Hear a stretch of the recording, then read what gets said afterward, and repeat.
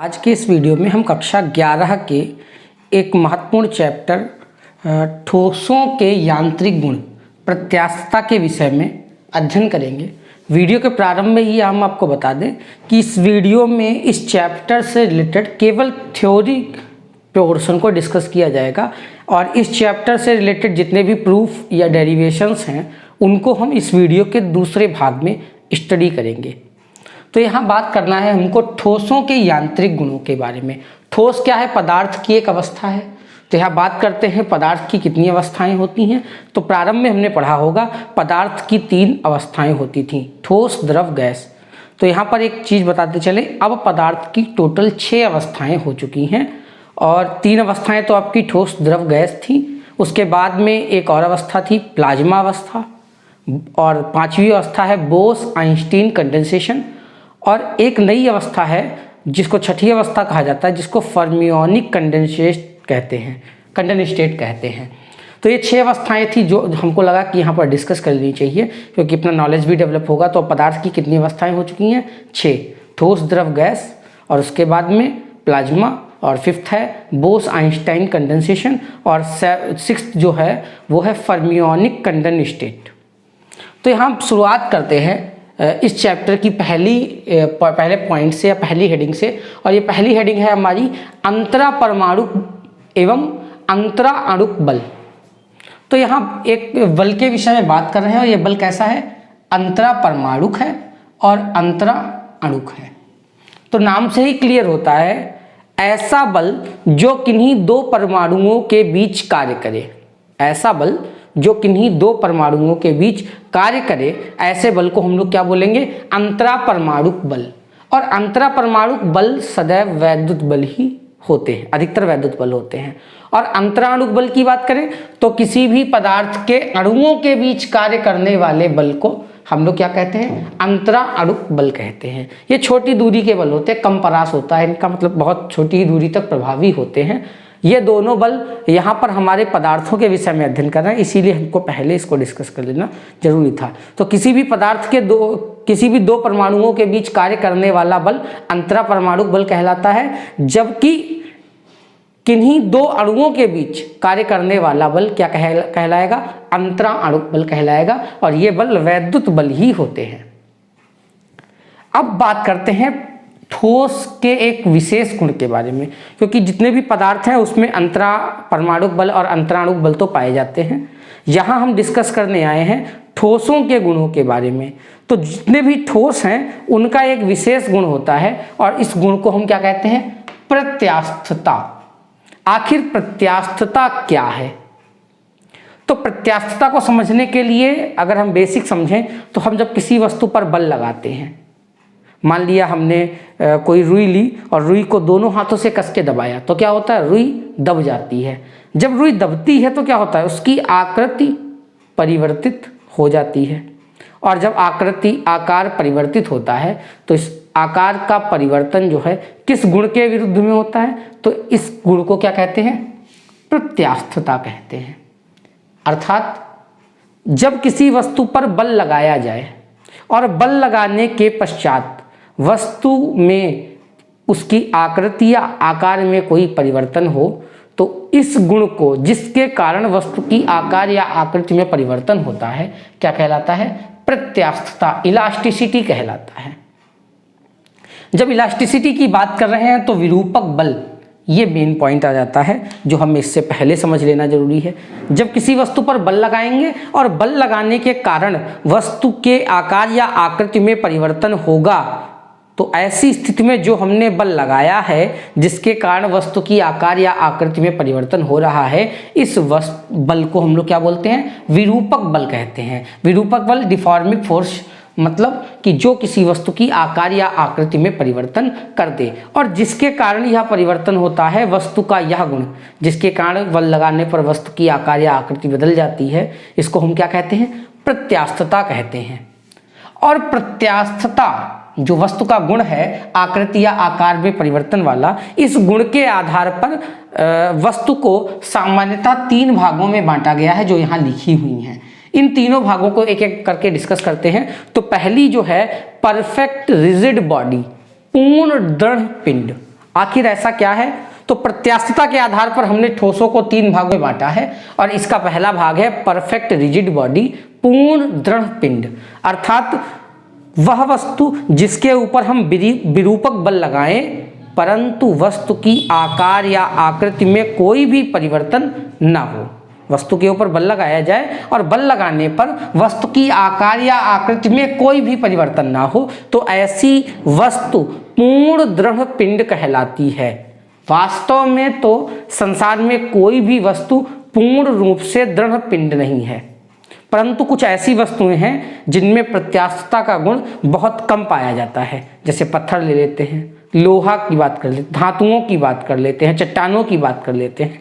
तो इन वस्तुओं को जिनमें प्रत्यास्थता का गुण बहुत कम होता है, अर्थात बल लगाने पर वस्तु में जो विकृति है, विकृति को भी हम आगे डिस्कस करेंगे, तो वस्तु में जो आकार या आकृति में परिवर्तन हो रहा है उसका मान बहुत कम हो तो ऐसी वस्तुओं को हम यहाँ दृढ़ पिंड मान लेते हैं। वास्तव में कोई भी वस्तु दृढ़ पिंड नहीं होती है। तो दूसरी वस्तु है जो प्रत्यास्थता के आधार पर कही गई है, उसको हम बोलते हैं परफेक्ट इलास्टिक बॉडी। इसको बोलते हैं पूर्ण प्रत्यास्थ पिंड, अर्थात वे वस्तुएं जिन पर हम बल लगाएं, विरूपक बल लगाएं और विरूपक बल लगाने पर वस्तु के आकृति या आकार में परिवर्तन हो जाए और परिवर्तन होने के बाद जैसे ही बल को हटाया जाए वस्तु अपनी प्रारंभिक अवस्था में आ जाए, तो ऐसी वस्तुओं को हम लोग क्या बोलते हैं? पूर्ण प्रत्यास्थ पिंड कहते हैं। जैसे हम लोगों ने देखा होगा इलास्टिक आती है, लोग महिलाएं बालों में लगाने के लिए इस्तेमाल करती हैं। अगर उस इलास्टिक को हम खींचते हैं तो क्या होता है? बल लगाया खींचने के लिए और बल लगाने के पश्चात क्या हुआ? उस इलास्टिक का जो लंबाई है वो बढ़ जाता है। जैसे ही उसको बल लगाने के बाद हाथों से छोड़ते हैं वो इलास्टिक पहले से पहले वाले आकार में आ जाती है। ऐसे ही और कई वस्तुएं हैं जिनमें हम बल लगाएं और बल लगाने पर वस्तु की आकार या आकृति परिवर्तित हो और जैसे ही बल हटाया जाए वस्तु अपने प्रारंभिक आकार में आ जाए, तो ऐसी वस्तुओं को क्या बोलते हैं? परफेक्ट इलास्टिक बॉडी या पूर्ण प्रत्यास्थ पिंड। अधिकतर रबर से बनी जितनी भी चीज़ें होती हैं वो पूर्ण प्रत्यास्थ पिंडों में आती हैं। तीसरा है परफेक्ट प्लास्टिक बॉडी। प्लास्टिक नाम तो हमने सुना होगा, दैनिक जीवन में यूज करते हैं, इलास्टिक भी यूज करते हैं। तो परफेक्ट प्लास्टिक बॉडी अर्थात पूर्ण प्लास्टिक पिंड, ऐसी वस्तुएं जिनके ऊपर विरूपक बल लगाया जाए और बल लगाने पर वस्तु की आकार या आकृति में परिवर्तन हो। दृढ़ पिंडों में परिवर्तन नहीं हो रहा था, ये ध्यान रखेंगे। यहाँ पर बल लगाने पर वस्तु की आकृति या आकार में परिवर्तन तो होगा, परंतु जैसे ही हम हाथ हटाएंगे वस्तु अपने प्रारंभिक आकार में वापस नहीं आएगी। इलास्टिक बॉडी क्या होती थी? परिवर्तन होता था बल लगाने पर और जैसे ही बल हटाते थे यह अपनी प्रारंभिक अवस्था में आ जाती थी, परंतु प्लास्टिक बॉडी बल लगाने के बाद अपने प्रारंभिक आकार में या प्रारंभिक आकृति में वापस नहीं लौटती हैं। ऐसी वस्तुओं को पूर्ण प्लास्टिक बॉडी कहते हैं। जैसे मान लिया अगर हमने घरों में पुट्टी की जाती है, पुट्टी को जब तैयार किया जाता है तो उसमें अगर मान लिया हम एक बार कोई विकृति उत्पन्न कर दें और बल लगाने के बाद अपने हाथों को हटा लें तो वो जो पुट्टी है वो उसी स्थान पर वैसे ही फिक्स हो जाएगी, अपने प्रारंभिक आकार में वापस नहीं आएगी। तो ऐसी वस्तुएं क्या बोली जाएंगी? Perfectly plastic body, perfect plastic body. इसके बाद हम बात करते हैं प्रत्यास्थता की सीमा की। आखिर प्रत्यास्थता की सीमा क्या होता है? तो जितनी भी वस्तुएं हैं जो प्रत्यास्थता के गुण को अपने अंदर समाहित रखती हैं, जितनी भी गुण हैं, जितनी भी वस्तुएं हैं जिनके अंदर प्रत्यास्थता का गुण पाया जाता है, परंतु ये प्रत्यास्थता का गुण प्रत्येक वस्तु में एक सीमा तक ही होता है। अर्थात वस्तु पर बल लगाने का मान अगर हम बढ़ाते जाएं तो एक स्थिति ऐसी आती है कि वस्तु क्या होती है? उस विकृति में सदैव के लिए स्थायी हो जाती है। मान लिया हम एक प्लास्टिक की स्केल ले लें और इस स्केल को थोड़ा सा बल लगाकर मोड़ें, जैसे ही बल हटाएंगे वो प्लास्टिक की स्केल क्या होगी? अपनी प्रारंभिक आकार में वापस आ जाएगी।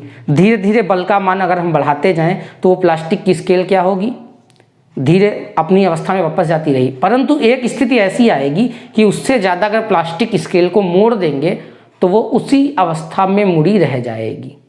तो प्रत्यास्थता की सीमा बस वही है कि प्रत्यास्था की सीमा किसी वस्तु की वह स्थिति है जब विरूपक बल के मान को बढ़ा दें और वस्तु आकृति परिवर्तन के बाद, प्रत्यास्थ वस्तु अपनी आकृति में परिवर्तन तो हो परंतु बल हटाने पर वो अपनी अवस्था में वापस न लौटे, तो इसको हम क्या बोलते हैं? प्रत्यास्थता की सीमा। प्रत्यास्था की सीमा क्या है? किसी वस्तु पर बल लगाया जाए और बल की मात्रा बढ़ाने पर एक ऐसी स्थिति प्राप्त हो जिसके बाद अगर बल को बढ़ाया जाए तो वस्तु सदैव के लिए विकृत हो जाए, अपनी आकृति में वही स्थायी हो जाए जिस आकृति में उसको मोड़ा गया है, बल हटाने के बाद वो अपनी अवस्था में वापस न लौटे, तो इस सीमा को हम क्या बोलते हैं? प्रत्यास्थता की सीमा कहते हैं। एक और हेडिंग है जिसको हम प्रत्यास्थ श्रांति बोलते हैं। ये क्या है? तो जब हमने वस्तु पर बल लगाया और बल का मान धीरे धीरे बढ़ाते चले गए तो प्रत्यास्थता की सीमा से पहले, मतलब बहुत फाइनल स्टेज जो होती है मुड़ने की, उससे थोड़ा पहले एक ऐसी स्थिति आती है कि जैसे ही बल को हटाते हैं तुरंत वस्तु अपनी अवस्था में नहीं लौटती, बल्कि कुछ समय तक तो उसी अवस्था में रुकी रहती है, फिर धीरे धीरे धीरे करते हुए अपनी प्रारंभिक अवस्था में लौटती है। तो जितने समय तक वस्तु विकृत रहती है उस समय को हम बोलते हैं प्रत्यास्थ श्रांति। अर्थात जब किसी प्रत्यास्थ वस्तु पर बड़ी मात्रा में बल लगाया जाए तो बल लगाने के बाद वस्तु जो विकृत होती है कुछ समय तक वह उसी अवस्था में रहती है बल हटाने के बाद, और फिर धीरे धीरे धीरे धीरे अपनी स्थिति को बदलती हुई प्रारंभिक स्थिति में वापस लौट आती है। तो बल हटाने के बाद जितनी देर तक वस्तु उसी अवस्था में बनी रहेगी उसको हम क्या बोलेंगे? प्रत्यास्थ श्रांति कहेंगे। और प्रत्यास्थ पश्च प्रभाव क्या बोला जाएगा? तो स्थिति में बने रहने के बाद अपनी प्रारंभिक अवस्था में धीरे धीरे आने में जो समय लगेगा उसको क्या बोला जाएगा? प्रत्यास्थ पश्च प्रभाव। जब किसी वस्तु पर बड़ी मात्रा में बल लगाया जाए तो वस्तु विकृत होती है और वस्तु विकृत होने के बाद जब बल हटाया जाता है तो वस्तु कुछ समय तक उसी अवस्था में बनी रहती है, तो इसको क्या बोलते हैं? प्रत्यास्थ श्रांति। जितनी देर तक उसी अवस्था में बनी रहेगी उसको हम क्या कहेंगे? प्रत्यास्थ श्रांति कहेंगे। और उसके बाद फिर वो वस्तु धीरे धीरे धीरे धीरे उस अवस्था से हटेगी और अपनी प्रारंभिक अवस्था में लौटेगी। तो अपनी अवस्था से, विकृत अवस्था से प्रारंभिक अवस्था में लौटने में जो समय लगेगा उसको हम लोग क्या बोलेंगे? प्रत्यास्थ पश्च प्रभाव। अब हमने यहां से यहां तक देखा, बार बार एक टॉपिक आ रहा है विकृति, तो इसको समझना हमारे लिए जरूरी है। विकृति क्या है? तो अगर हम देखेंगे, विकृति मतलब स्ट्रेन, इंग्लिश में कहते हैं स्ट्रेन। इसका अर्थ यह है कि जब वस्तु पर बल लगाएंगे तो वस्तु की आकृति में जो भिन्नात्मक परिवर्तन होगा, मतलब प्रारंभ में वस्तु कैसी थी और बल लगाने के बाद वस्तु की आकृति कितनी बिगड़ चुकी है, उसको हम क्या कहते हैं? विकृति कहते हैं। किसी भी वस्तु पर विरूपक बल लगाने के पश्चात वस्तु की आकृति या आकार में होने वाले भिन्नात्मक परिवर्तन को विकृति कहते हैं। तो विकृति क्या हो जाएगी? बल लगाने के बाद आकार या आकृति बटे प्रारंभिक आकार या आकृति। बल लगाने के बाद वस्तु की आकार या आकृति कैसी है? बटे प्रारंभिक आकृति या आकार कैसा था। तो विकृति क्या है? किसी भी वस्तु में विरूपक बल लगाने पर होने वाली भिन्नात्मक परिवर्तन को, उसकी आकार या आकृति में होने वाले भिन्नात्मक परिवर्तन को क्या कहेंगे? विकृति कहेंगे। विकृति को तीन रूपों में देखा जाता है, अर्थात किसी वस्तु को जो विकृत करेंगे, उसकी आकार या आकृति में परिवर्तन करेंगे तो तीन प्रकार से कर सकते हैं।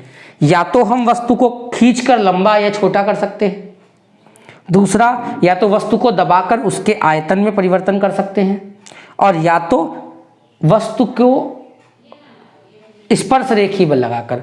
स्पर्श रेखी इसको हम बाद में समझेंगे, पहले इन दोनों को समझते हैं। जब किसी वस्तु को खींचकर या दबाकर उसकी लंबाई के अंदिश, जब किसी वस्तु को उसकी लंबाई के अंदिश खींचकर या दबाकर हम वस्तु की लंबाई में परिवर्तन करते हैं तो उस समय उत्पन्न विकृति को हम लोग क्या कहते हैं? अनुदैर्ध्य विकृति कहते हैं। और अनुदैर्ध्य विकृति का जो फार्मूला है वो क्या होता है?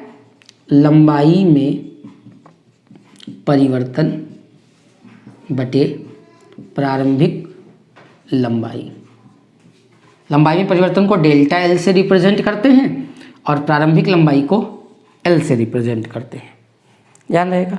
दूसरा है हमारा आयतन विकृति, अर्थात जब किसी वस्तु पर दाब लगाया जाए और उस दाब के पश्चात वस्तु की आकृति या आकार में परिवर्तन हो जाए। किसी वस्तु पर दाब लगाकर वस्तु के आयतन में परिवर्तन जब उत्पन्न करते हैं तो आयतन में होने वाले भिन्नात्मक परिवर्तन को आयतन विकृति कहते हैं। आयतन विकृति का फार्मूला क्या होगा? आयतन में परिवर्तन बटे प्रारंभिक आयतन डेल्टा V अपॉन V। आयतन विकृति का मतलब आयतन में परिवर्तन डेल्टा V बटे प्रारंभिक आयतन। अपरूपण विकृति को थोड़ा सा हमें समझना जरूरी है। मान लिया ये कोई ठोस ब्लॉक है, हमने यहाँ 2D फिगर इसका बनाया है, ठीक है, और इस ठोस ब्लॉक के नीचे वाले सिरे को तो हम स्थिर कर देते हैं, इसको हम मूव करने के लिए रोक देते हैं, ये मूवमेंट नहीं कर सकता, फिक्स हो चुका है। परंतु इस ऊपर वाले पृष्ठ पर आगे की ओर खसकाते हुए एक बल लगाते हैं और जब इस स्थिति में बल लगता है तो नीचे वाला पृष्ठ तो स्थिर रहता है परंतु ऊपर वाला पृष्ठ गतिमान होकर मान लिए यहाँ से आगे की ओर इस स्थिति में पहुँच जाता है। तब क्या होता है? अब ये स्थिति कैसी हो जाएगी? जो हमने बाद में बनाई है, मतलब ये पृष्ठ जो था अपनी प्रारंभिक स्थिति से थीटा विस्थापित हो गया। तो ऐसे में वस्तु का आयतन तो वही बना रहेगा, लंबाई भी वही रहेगी, परंतु वस्तु की आकृति बिगड़ गई। पहले ये था स्क्वायर फॉर्म में था, सॉरी रेक्टेंगुलर फॉर्म में था, या कह सकते हैं क्यूब फॉर्म में था, क्यूबॉइड फॉर्म में था, परंतु जब हमने स्पर्श रेखी बल लगाया, मतलब किसी पृष्ठ को स्पर्श करते हुए आगे की तरफ बल लगाया, तब क्या हुआ? नीचे वाला पृष्ठ स्थिर रहा परंतु ऊपर वाला पृष्ठ आगे की तरफ खसक गया। तो ऐसी स्थिति में वस्तु की आकृति प्रारंभिक आकृति से थीटा कोण आगे की तरफ झुक गई। तो ऐसी विकृति को हम लोग क्या बोलते हैं? अपरूपण। जब किसी वस्तु में स्पर्श रेखीय बल लगाया जाए और वस्तु की आकृति परिवर्तित हो जाए, आयतन भी परिवर्तित नहीं होगा, लंबाई भी परिवर्तित नहीं होगी, केवल क्या परिवर्तित होगा? आकृति। और आकृति परिवर्तन को हम लोग क्या बोलते हैं? अपरूपण विकृति। यही रूप परिवर्तित कर दें तो क्या विकृति होगी? अपरूपण विकृति। और इसको हम किससे रिप्रेजेंट करते हैं? थीटा से। मान लिया ये लंबाई इसकी कितनी थी? L थी, तो ये वाली लंबाई भी L ही होगी, ठीक है। ये थीटा है और ये विस्थापन कितना है? मान लेते हैं डेल्टा x। तो यहाँ से थीटा बराबर क्या आ जाएगा? डेल्टा x विस्थापन हुआ बटे L।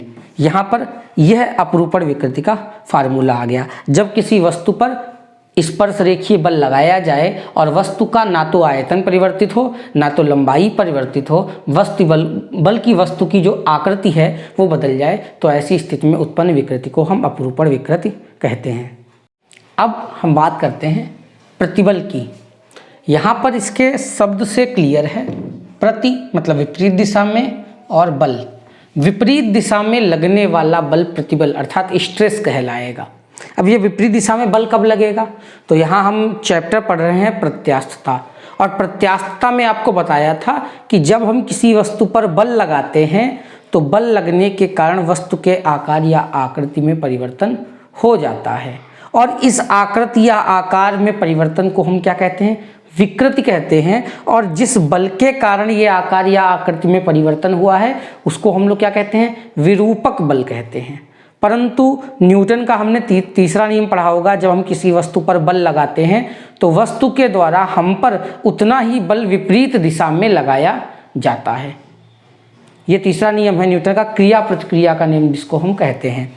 तो यहाँ पर जब प्रतिबल की बात करेंगे तो वस्तु को विकृत करने में जब हम विरूपक बल लगाते हैं किसी वस्तु पर, तो वस्तु के विरूपक बल के प्रतिक्रिया के रूप में हमें एक और बल मिलता है जो वस्तु के द्वारा हम पर लगाया जाता है, और इस बल को हम लोग क्या कहते हैं? प्रतिबल कहते हैं। अगर परिभाषा के रूप में देखेंगे तो किसी भी वस्तु के प्रति एकांक क्षेत्रफल पर, किसी भी वस्तु के प्रति एकांक क्षेत्रफल पर विरूपक बल के विपरीत दिशा में लगाया गया बल प्रतिबल कहलाता है। अर्थात प्रतिबल का फॉर्मूला क्या हो जाएगा, प्रतिबल बराबर बल बटा क्षेत्रफल। प्रतिबल बराबर क्या हो जाएगा, बल बटा क्षेत्रफल। परंतु ये ध्यान रखेंगे जो प्रतिबल होगा ये पृष्ठ के लंबवत होगा। जो प्रतिबल होगा ये कहाँ होगा, पृष्ठ के लंबवत। किसी भी वस्तु में हम जब विकृत करेंगे तो एक विरूपक बल लगाएंगे और वस्तु के द्वारा विरूपक बल के विपरीत दिशा में हमको हमारे ऊपर एक बल लगाया जाएगा। और किसी भी वस्तु के प्रति एकांक क्षेत्रफल पर कार्य करने वाला प्रतिक्रिया बल, क्योंकि विरूपक बल लगाया है तो उसके अपोनेंट एक फोर्स लगेगा जिसको हम प्रतिक्रिया बल कहेंगे। तो किसी भी वस्तु पर के प्रति एकांक क्षेत्रफल पर लगने वाला प्रतिक्रिया बल क्या कहलाता है, प्रतिबल कहलाता है। यहाँ पर जो हम पॉइंट्स समझ रहे हैं ये सारे पॉइंट्स प्रत्यास्थता की सीमा के अंदर के लिए डिफाइन किए गए हैं। प्रत्यास्थता की सीमा के अंदर का मतलब वह स्थिति जिसमें वस्तु पर बल लगाया जाए और विरूपक बल हटाने के बाद वस्तु अपनी अवस्था में वापस लौट आए, तो ऐसी अवस्था क्या कहलाती है, प्रत्यास्थता के सीमा के भीतर की अवस्था कहलाती है। तो यहाँ हम जितनी भी चीज़ें डिफाइन कर रहे हैं ये प्रत्यास्थता की सीमा के भीतर के लिए डिफाइन की गई हैं। दूसरा एक और यहाँ पर आ जाता है विभंजन या भंजक प्रतिबल।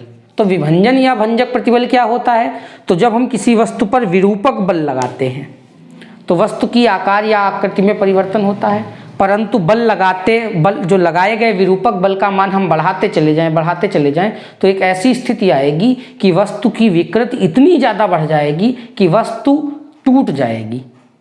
और इस बल को हम लोग क्या कहेंगे, विभंजन या भंजक प्रतिबल। विरूपक बल का वह मान जिसमें वस्तु विकृत होने के पश्चात टूट जाए अपने स्थान से, तो वो क्या कहलाएगा, विभंजन या भंजक प्रतिबल। मगर क्या रहता है, जैसे मान लिया हमने किसी रबड़ को खींचा और रबड़ को खींचने के पश्चात क्या हुआ, रबड़ लंबी होती चली गई। बल का मान हम जैसे जैसे बढ़ाते गए रबड़ लंबी होती चली गई। एक स्थिति ऐसी आएगी कि उसके बाद जैसे ही हम बल बढ़ाएंगे रबड़ क्या होगी, टूट जाएगी। तो विभंजन या भंजक प्रतिबल का वह मान है जिसे कोई वस्तु बिना टूटे सहन कर सके, उसको हम लोग क्या कहेंगे, विभंजन या भंजक प्रतिबल। तो प्रतिबल के बारे में हम पढ़ेंगे। प्रतिबल कितने प्रकार का होता है, मुख्यतः दो प्रकार का, एक तो अभिलंब और दूसरा स्पर्श रेखी। अभी हम लोगों ने बात की थी कि वस्तु पर बल लगाते हैं तो बल दो प्रकार के लगाते हैं, एक तो वस्तु के ऊपर दबाव वाला बल, दबाव लगाते हैं तो वो लंबवत बल होता है, और दूसरा कौन सी विकृति थी, अपरूपण विकृति। और अपरूपण विकृति में हम कैसा बल लगाते थे, वस्तु के पृष्ठ को स्पर्श करते हुए बल लगाते थे, और स्पर्श रेखी बल उसी को कहते हैं। तो जब किसी वस्तु पर उसके पृष्ठ को स्पर्श करते हुए आगे की ओर बल लगाया जाए तो ऐसा प्रतिबल क्या बोला जाएगा, स्पर्श रेखीय प्रतिबल कहलाएगा। और ऐसी स्थिति में बल की दिशा और पृष्ठ के बीच का जो कोण होगा वो कितना होगा, 0 डिग्री होगा। मान लिया ये कोई पृष्ठ है, ये वस्तु है और इसके पृष्ठ पर इसको आगे की ओर खसकाते हुए बल लगा रहे हैं, तो पृष्ठ और वस्तु के बीच में कितना कोण होगा, 0 डिग्री का कोण होगा।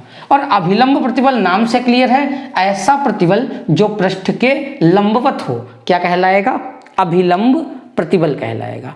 ऐसा प्रतिबल जो किसी पृष्ठ पर या किसी वस्तु पर लगाया जाए और कैसा लगाया जाए, लंबवत लगाया जाए, तो क्या कहलाएगा, अभिलंब प्रतिबल कहलाएगा। यदि किसी वस्तु पर लगाया गया प्रतिबल उस पृष्ठ के स्पर्श रेखीय दिशा में है, पृष्ठ को स्पर्श करते हुए आगे की ओर लगाया जा रहा है, तो इस प्रतिबल को हम लोग क्या कहेंगे, स्पर्श रेखीय या अपरूपण प्रतिबल।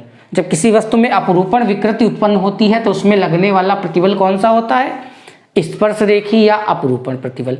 और दूसरा प्रतिबल कौन सा हमने पढ़ा है, अभिलंब प्रतिबल। तो अभिलंब प्रतिबल 2 बार लगाया जाता है, जब किसी वस्तु में रेखीय विकृति उत्पन्न करनी हो या तो आयतन विकृति उत्पन्न करनी हो। तो अभिलंब प्रतिबल 2 प्रकार के हैं हमारे, अनुदैर्ध्य प्रतिबल और आयतन। अनुदैर्ध्य का मतलब जब हम वस्तु की लंबाई में बल लगाकर परिवर्तन करें।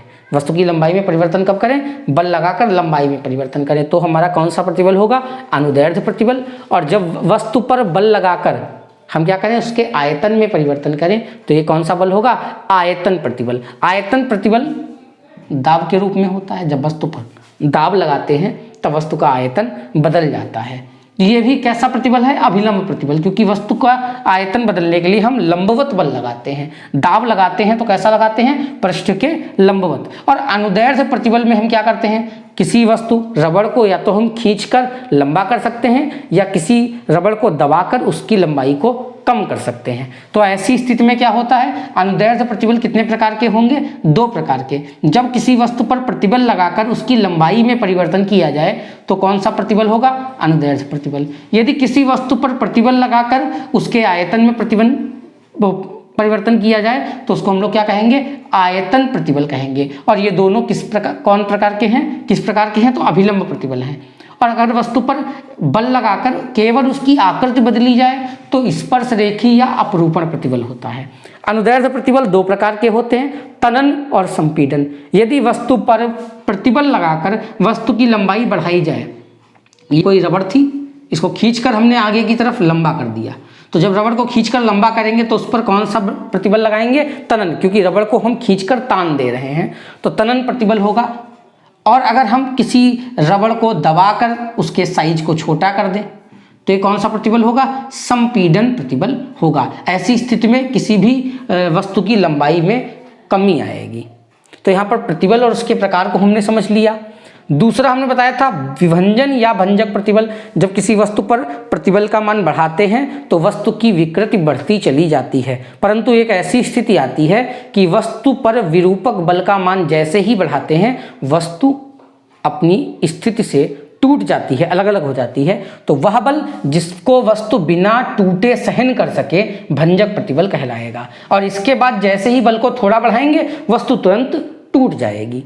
तो वस्तु पर विरूपक बल का मान बढ़ाते बढ़ाते या प्रतिबल का मान बढ़ाते बढ़ाते एक ऐसी स्थिति आती है कि वस्तु पर अगर प्रतिबल का मान थोड़ा सा भी बढ़ाया जाए तो वस्तु टूट जाएगी। और उससे पहले की स्थिति में जो बल लगा है उसको हम विभंजन या भंजक प्रतिबल कहते हैं, जिसको कोई वस्तु बिना टूटे सहन कर सके। और भंजक प्रतिबल के आधार पर वस्तुओं को 3 भागों में बांटा गया है। एक तो तन्य पदार्थ, एक भंगुर पदार्थ और एक प्रत्यास्थालक। तन्य पदार्थ क्या है? जिन पर हम बल लगाएं और वस्तु की लंबाई बढ़ जाए, ऐसे पदार्थ को हम लोग क्या कहेंगे? तन्य पदार्थ, जो तन जाते हैं। दूसरा है भंगुर पदार्थ, अगर हम बल लगाएं और वस्तु जो है वो आसानी से टूट जाए। यहाँ पर 2 को ही हम समझेंगे, इस तीसरे वाले को हम आगे डिस्कस करेंगे। ये 2 मुख्य रूप से हैं, तन्य पदार्थ और भंगुर। तन्य मतलब जिन पर हमने बल लगाया और वस्तु की लंबाई या आकृति परिवर्तित हुई, वस्तु तन गई, तनन प्रतिबल लग रहा है तो वो तन्य पदार्थ हो जाएंगे, और बल लगाने पर वस्तु टूट जाए तो भंगुर पदार्थ हो जाएंगे। उसके बाद में आता है हुक का नियम, तो इसको हम मिटा देते हैं।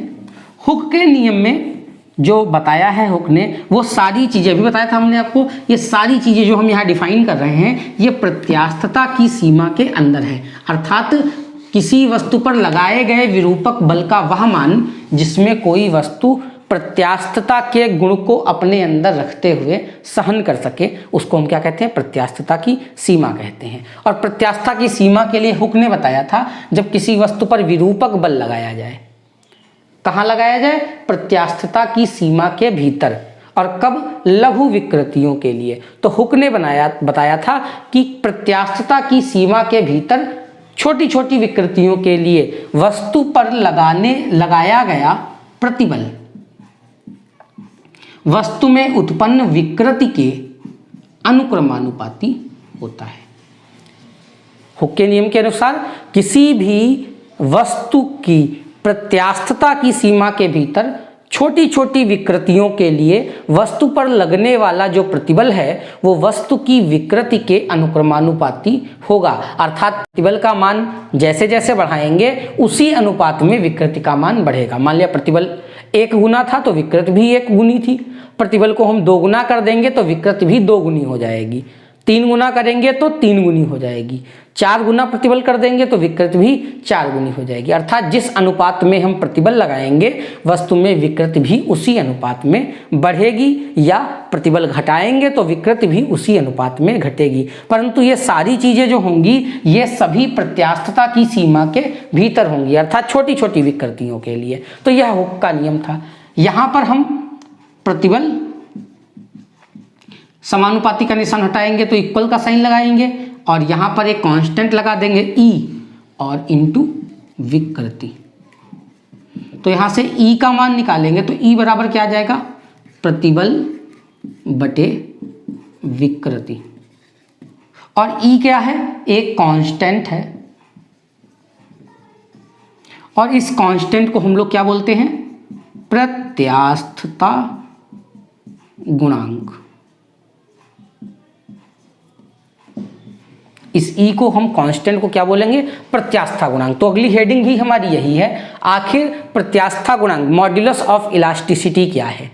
तो छोटी छोटी विकृतियों के लिए या प्रत्यास्थता की सीमा के भीतर, छोटी विकृतियों के लिए कह दें, या प्रत्यास्थता की सीमा के भीतर किसी वस्तु पर लगाए गए प्रतिबल और उसमें उत्पन्न विकृति, वस्तु पर लगाए गए प्रतिबल और उसमें उत्पन्न होने वाली विकृति का अनुपात क्या कहलाता है, वस्तु का प्रत्यास्थता गुणांक कहलाता है।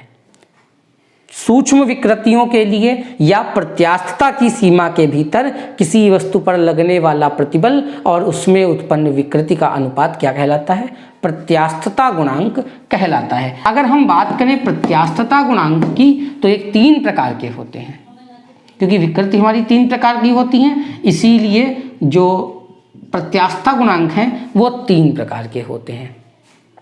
एक तो होता है यंग प्रत्यास्था गुणांक, जब वस्तु में विकृति लंबाई के अनुदिश हो रही हो।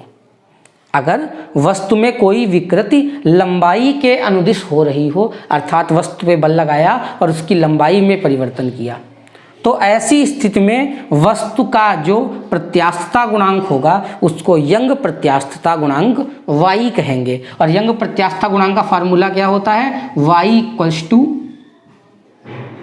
अनुदैर्ध्य विकृति बटे अनुदैर्ध्य प्रतिबल, सॉरी उल्टा हो गया, अनुदैर्ध्य प्रतिबल बटे अनुदैर्ध्य विकृति। तो जब किसी वस्तु पर प्रतिबल लगाने पर वस्तु की केवल लंबाई में परिवर्तन हो तो ऐसी स्थिति में वस्तु का प्रत्यास्था गुणांक यंग प्रत्यास्था गुणांक कहलाता है। और इसको हम किससे प्रदर्शित करते हैं, y से। कौन सा प्रत्यास्था गुणांक है, यंग y से होता है ना, तो ये y से प्रदर्शित करेंगे। इसमें एक फार्मूला क्या होगा, अनुदैर्ध्य प्रतिबल बटे अनुदैर्ध्य विकृति, अर्थात वस्तु की लंबाई में जो परिवर्तन हुआ है और उसके लिए जो बल लगाया गया है, अनुदैर्ध्य प्रतिबल बटे अनुदैर्ध्य विकृति। दूसरी विकृति हमारी कौन थी, आयतन। जब हम किसी वस्तु पर बल लगाकर आयतन में परिवर्तन करते थे तो दूसरा हमारा प्रत्यास्था गुणांक क्या होगा, आयतन प्रत्यास्था गुणांक। आयतन प्रत्यास्था गुणांक को हम b से प्रदर्शित करते हैं, और ये b क्या होता है, आयतनात्मक प्रतिबल। वस्तु के आयतन में परिवर्तन के लिए जो प्रतिबल लगाया गया है और आयतन विकृति के अनुपात को हम लोग क्या कहेंगे, आयतन प्रत्यास्था गुणांक। किसी वस्तु की आयतन प्रतिबल और आयतनात्मक विकृति जो हुई है, मतलब किसी वस्तु को दबाया गया है तो आयतनात्मक प्रतिबल लगा है, और आयतनात्मक विकृति के अनुपात को क्या बोलेंगे, आयतन प्रत्यास्था गुणांक। और इसको प्रदर्शित किससे करेंगे, b से प्रदर्शित करते हैं। और तीसरी विकृति थी हमारी अपरूपण विकृति, ठीक है। और अपरूपण विकृति का जो गुणांक है उसको हम लोग बोलते हैं दृढ़ता गुणांक, और इसको प्रदर्शित किससे करते हैं, ईटा से।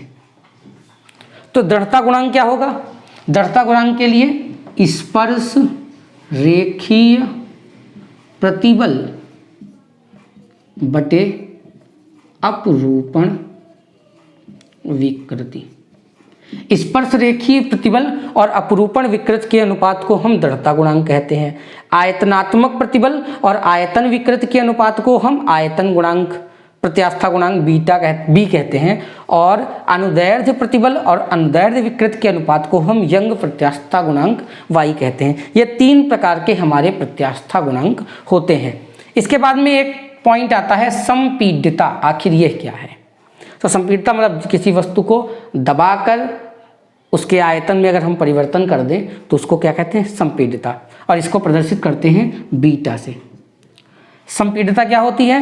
किसी वस्तु के आयतन प्रत्यास्था गुणांक b के व्युत्क्रम को हम क्या कहते हैं? संपीड्यता कहते हैं। किसी वस्तु के आयतन प्रत्यास्था गुणांक b के व्युत्क्रम को हम क्या कहते हैं? संपीड्यता कहते हैं। और इसके बाद में बात करेंगे पायसन निष्पत्ति या पायसन अनुपात की। ये बहुत इंपॉर्टेंट रूप से पूछा जाता है। एक तो हुक का नियम, विभंजन, संपीड्यता और पायसन निष्पत्ति अनुपात, ये हेडिंग्स अधिकतर पूछी जाती हैं। तो पायसन निष्पत्ति अनुपात क्या होता है? तो एक चीज़ हमने प्रैक्टिकल लाइफ में देखी होगी जो यहाँ पर हमने प्रारंभिक रूप से डिस्कस नहीं की थी, कि जब हम किसी रबड़ की डोरी को खींचते हैं तो जैसे जैसे वस्तु की लंबाई बढ़ती है वस्तु की मोटाई भी परिवर्तित होती है। यहाँ पर हमने जितनी बार डिस्कस किया इस चीज़ को हमने डिस्कस नहीं किया था कि लंबाई बढ़ने पर उसकी लंबाई में तो परिवर्तन हो रहा है, लंबाई में तो बढ़ रही है लंबाई, परंतु बात करेंगे तो उसकी मोटाई भी तो अपेक्षाकृत कम हो रही है, उसको हमने ध्यान नहीं दिया था। तो क्या बताते हैं, जब किसी भी रबड़ की डोरी को खींचा जाता है तो लंबाई जैसे जैसे बढ़ती है उसकी मोटाई वैसे वैसे कम होती जाती है। तो लंबाई में जो परिवर्तन है, या तो हम रबड़ की डोरी को दबाएंगे तो जैसे जैसे लंबाई कम होगी रबड़ की डोरी की मोटाई बढ़ती चली जाएगी। तो यहाँ पर 2 प्रकार की, जब किसी रबड़ की डोरी को खींचा जाता है उसमें अनुदैर्ध्य विकृति उत्पन्न की जाती है। तो ऐसी स्थिति में क्या होता है, 2 प्रकार की विकृतियाँ होती हैं। अगर लंबाई बढ़ती है तो वस्तु की मोटाई कम हो जाएगी, और अगर वस्तु की लंबाई घट रही है तो मोटाई बढ़ जाएगी। तो लंबाई के अनुदिश परिवर्तन क्या बोला जाता है, और जो मोटाई कम हो रही है, ज़्यादा हो रही है, इसको क्या बोलेंगे? तो लंबाई के अनुदिश, क्योंकि लंबाई को हम बढ़ाना चाह रहे थे तो लंबाई में जो परिवर्तन होगा उसको हम लोग क्या बोलेंगे? अनुदैर्ध्य विकृति। लंबाई में परिवर्तन हम चाह रहे थे, ठीक है, हमने खुद परिवर्तन किया था, उसको हम लोग क्या बोलेंगे? अनुदैर्ध्य विकृति। परंतु हमने मोटाई में परिवर्तन करना नहीं चाहा था, ये अपने आप हो गया, हमारे बिना चाहे पीछे हो गया, तो उसको हम लोग क्या बोलेंगे? पार्श्व विकृति। तो जब किसी वस्तु में अनुदैर्ध्य विकृति उत्पन्न की जाती है तो वस्तु की लंबाई बढ़ने के साथ साथ उसकी मोटाई कम होती है, लंबाई घटने के साथ साथ उसकी मोटाई बढ़ जाती है। तो इस प्रकार से मोटाई में होने वाले परिवर्तन को पार्श्व विकृति और लंबाई में होने वाले परिवर्तन को अनुदैर्ध्य विकृति कहा जाता है। और पायसन ने इसी के लिए एक अनुपात बताया। पायसन अनुपात के अनुसार, पायसन अनुपात जो होता है पार्श्व विकृति और अनुदैर्ध्य विकृति के अनुपात के बराबर होता है। पायसन ने बताया था कि जब वस्तु की लंबाई बढ़ाते हैं तो उसकी मोटाई कम होती है, लंबाई कम करने पर मोटाई बढ़ती है, अर्थात मोटाई में परिवर्तन पार्श्व विकृति कहलाता है और अनुदैर्ध्य विकृति क्या होता है? लंबाई में परिवर्तन होता है। तो किसी भी वस्तु की पार्श्व विकृति और अनुदैर्ध्य विकृति के अनुपात को हम लोग क्या बोलते हैं? पायसन अनुपात कहते हैं। और यह अनुपात सदैव नियत रहता है, और इस अनुपात को हम लोग किससे रिप्रेजेंट करते हैं? सिग्मा से रिप्रेजेंट करते हैं। अगर पार्श्व विकृति की बात करेंगे, मोटाई में अर्थात व्यास में परिवर्तन हो रहा है तो व्यास में परिवर्तन को डेल्टा डी अपॉन डी से रिप्रेजेंट करेंगे, क्योंकि ये माइनस का होगा, क्योंकि पार्श्व विकृति क्या हो रही है? घट रही है लंबाई बढ़ने के अनुसार। और अनुदैर्ध्य विकृति क्या हो जाएगी हमारी? Delta L upon L. तो ये हमारा क्या आ जाए? पायसन अनुपात। पायसन अनुपात किसको रिप्रेजेंट करेंगे? किससे रिप्रेजेंट करेंगे? सिग्मा से। सिग्मा बराबर क्या हो जाएगा? Delta D upon D. ये कैसा होगा? माइनस का, क्योंकि व्यास जो है वो घट रहा है लंबाई को बढ़ाने के अनुदिश। और डेल्टा एल अपॉन एल क्या हो जाएगा? अनुदैर्ध्य विकृति हो जाएगी। तो आज के वीडियो में हमने प्रत्यास्थता से संबंधित कुछ महत्वपूर्ण बिंदुओं को समझा है। आज हमने इससे रिलेटेड फार्मूलाज और डेरिवेशंस को यहाँ पर डिक्लेयर नहीं किया था, डिफाइन नहीं किया था, समझा नहीं था। यह डेरिवेशन हम आपको अगले वीडियो में समझाएंगे। तब तक के लिए धन्यवाद।